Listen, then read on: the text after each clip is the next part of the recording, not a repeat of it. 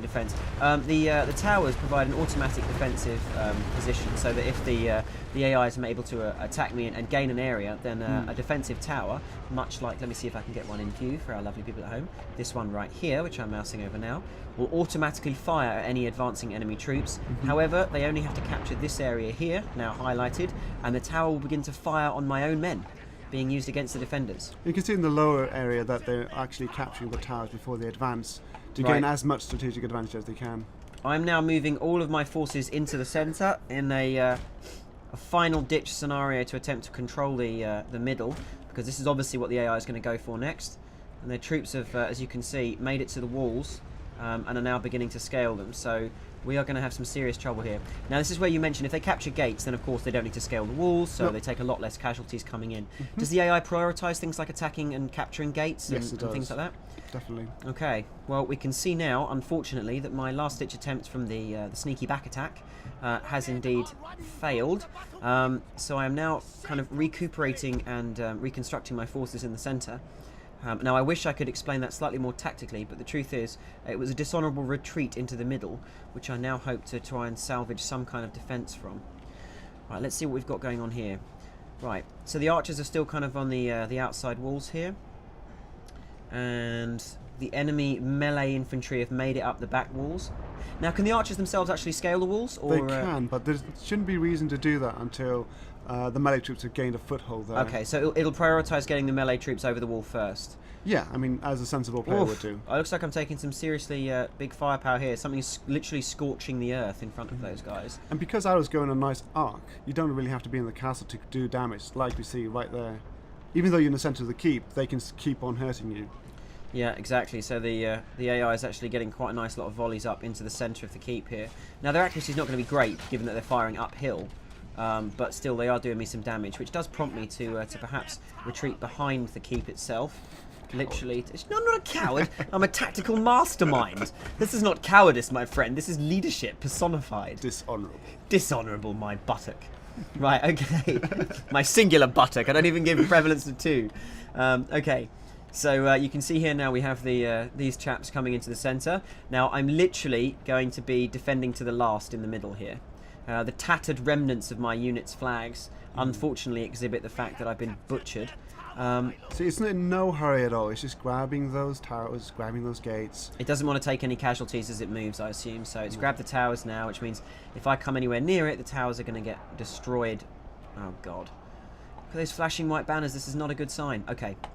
Right, the next thing to do then is to valiantly defend this one side that we have remaining. And you can see there that the AI is sending up some of its troops, and we're going to send in everything we have on that flank. Naginata in, Bo Ashigaru in. Now, of course, Ashigaru in close combat is generally a very, very poor tactical decision. Yes, but as they are in the central keep now, they will fight to the last man because this is their last stand. There is no nowhere way else out. to go. No. Aside from over the side of the mountain and into the waterfall. Or on the top of a katana sword. There is nowhere else indeed, yes. Go home on top of a sword. Well, listen, AI, strike me down now. I should become more powerful than you can ever imagine. Unfortunately, I shan't become more powerful. I'll just lose this region on the campaign map.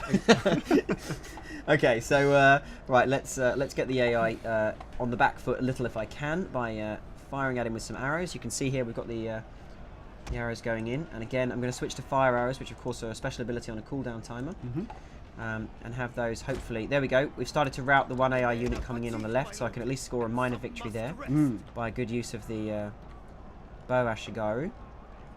Now let's have them fire onto these chaps here who don't yet own the gate. Oh, bugger! The first of the melee infantry from the other AI charges made it into the centre. And they're now scaling all of these walls, and here they come, ready to capture the middle. The time is right. The time is not right. The time is wrong. Okay, hang on. The time, according to getting my buttocks kicked. Right. Okay, the AI melee infantry on the left is now not much more of a threat. However, this large force moving on the right is. I still need to keep what remains of my army behind the keep to stop them getting pounded by all those archers out the front, which are in a very handy position. But there is nothing remaining to do aside from stick everybody in melee mode and throw them in. This is what we call the last ditch. Here we go, lads. Look at these.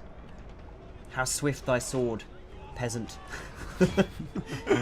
Cut to pieces. My peasant Ashigaru here being destroyed by enemy Nodachi samurai. A Nodachi, for those who are not in the know, Nodachi, no doubt, is of course a two-handed, large, almost broadsword style weapon. Not a katana, but somewhat similar. And unfortunately, of course, the samurai outclass my own lowly Ashigaru units, meaning the likelihood of them winning this close hand-to-hand engagement is very small. So, does the AI take much notice of the kind of rock, paper, scissors relationship between units in this kind of encounter? Or does it just use whatever it's got to hand? I mean, obviously it tries to, but in a large castle like this, it's got, you know, it is the most sensible. Through the neck.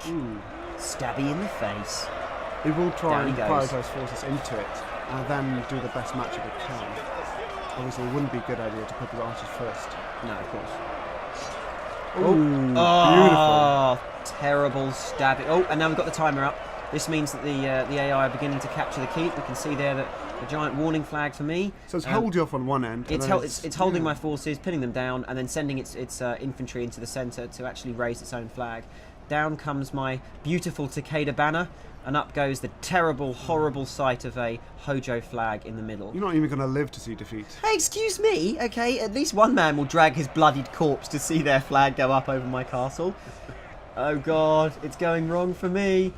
27 seconds, and the AI's utterly ruined me. I didn't even get to last the 27 seconds. Didn't even need his cavalry. Well, there you go, ladies and gentlemen. Of course, you know, I intentionally showed you a defeat in this instance. Otherwise, I would definitely have embarrassed Ingmar and his Gudmundsons and AI techniques. But thank you all for joining us on this Shogun 2 battle report. And thank you, Ingmar. Thank you, Ken.